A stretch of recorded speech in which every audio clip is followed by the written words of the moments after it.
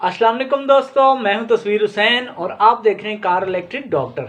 दोस्तों, जब भी हम कहीं जा रहे हो तो यकीनन हम गाड़ियों के पीछे लगे हुए मोनोग्राम्स को देख रहे होते हैं। तो उनमें एक मोनोग्राम उमूमन हमें अट्रैक्ट करता है अपनी तरफ और उस पर लिखा हुआ होता है VVT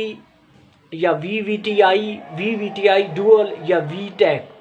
तो यकीनन हमारे जहन में एक सवाल उभरता है कि भाई ये जो VVTI, VTI, VVTI dual, VTEC, ये क्या सिस्टम है, ये क्या चीज़ होती होगी। तो आज की इस वीडियो में हम इस चीज़ को ज़रा एक्सप्लेन करेंगे कि VVTI, VTI ये जो सिस्टम है ये क्या चीज़ होते हैं, ये किस तरह से काम करते हैं और इनकी कारकर्दगी की वजह से हमारी गाड़ी में क्या फ़र्क पड़ता है। तो आज इसको ज़रा जानने की कोशिश करते हैं हम अपनी इस वीडियो में। दोस्तों, ये जो VVTI सिस्टम है इसका फुल फॉर्म होता है वेरिएबल वाल्व टाइमिंग। जो भी हमारी गाड़ी का जब भी इंजन स्टार्ट होता है तो इसमें कंबशन जब स्टार्ट हो जाता है तो उसमें जो चीज़ है कि जो चीज़ काम कर रही होती है वो ये होता है कि जब भी हमारी गाड़ी के अंदर फ्यूल और एयर का मिक्सचर दाखिल होता है और फिर वहाँ पे ब्लास्ट होता है और वो जो गाड़ी हमारा इंजन स्टार्ट हो जाता है तो वो जो जला हुआ बर्न गैसेस होती हैं फिर वो एग्जॉस्ट से आउट हो जाती हैं। तो इस चीज़ को जो मैनेजमेंट होती है उसमें जो एक वर्किंग प्रिंसिपल में एक चीज़ आती है वो होते हैं वाल्व क्या चीज़ होती है। ये इन चीज़ों को हम तफसील से जानने के लिए हम ज़रा देख लेते हैं कि इंजन में ये जो काम हो रहा होता है ये किस तरह से हो रहा होता है, ताकि ये बात जो हम समझने की कोशिश करेंगे इसको मज़ीद एक्सप्लेन हो सके, ये हमारे जहन में अच्छे तरीके से बैठ सके कि ये जो सिस्टम है इंजन का, जो ऑपरेटिंग सिस्टम है, जो इंजन स्टार्ट है, जो इंजन चल रहा है, तो ये क्या कोई सिस्टम है। इसको पहले देखते हैं इस वीडियो में और फिर आगे चलते हैं।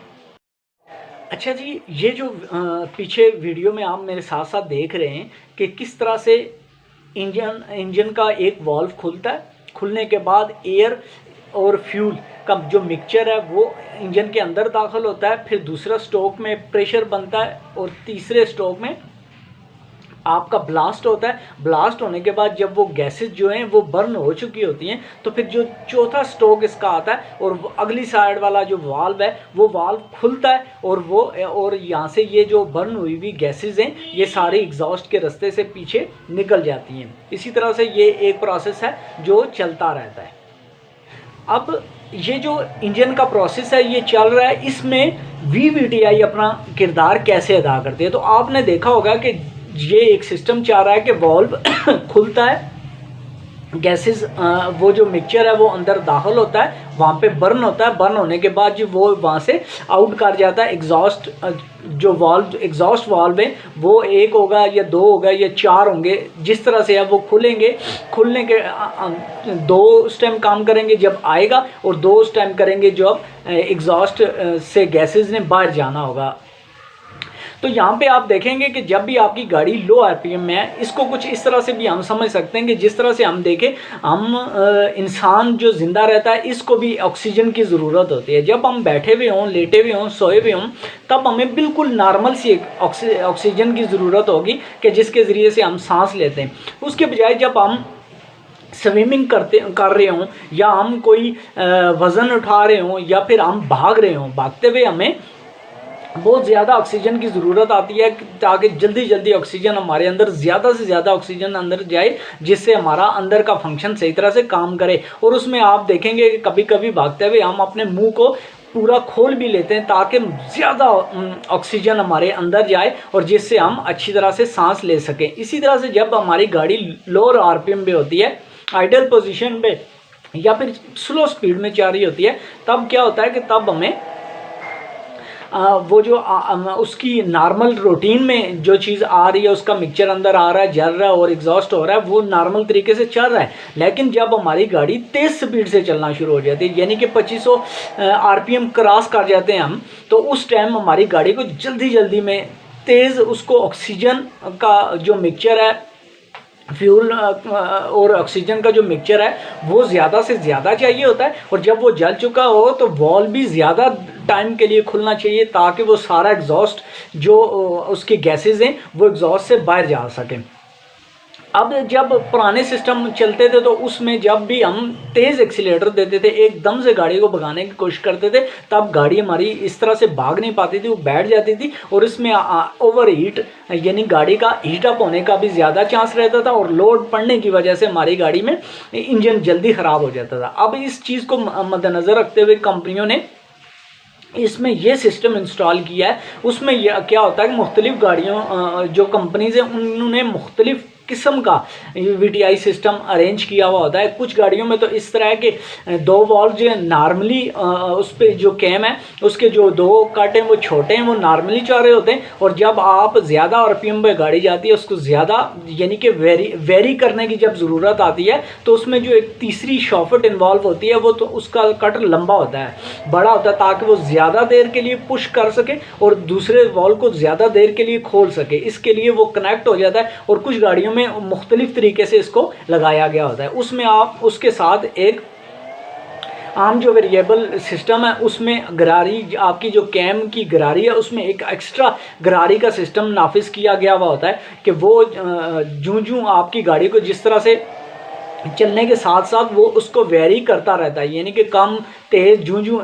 یعنی کہ آر پی ایم سینسر ہے وہ کمپیوٹر کو جو اپنی رپورٹ بھیجتا رہتا ہے کہ جی اس ٹائم یہ ہو رہا ہے، تو اس کی بنسبت انہی رپورٹس کو کمپائل کر کے تو کمپیوٹر کیا کرتا ہے، computer us time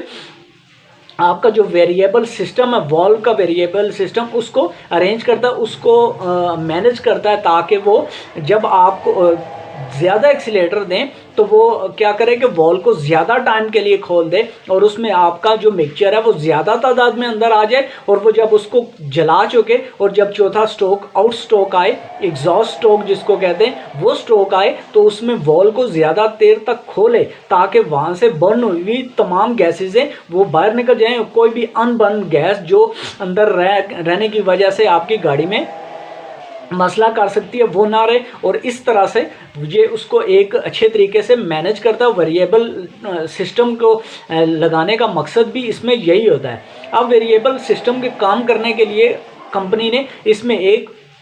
we type والو لگایا ہوا ہوتا ہے جو کہ کمپیوٹر جس کو مینیج کرتا ہے۔ یہ آئل کے ذریعے سے اپنے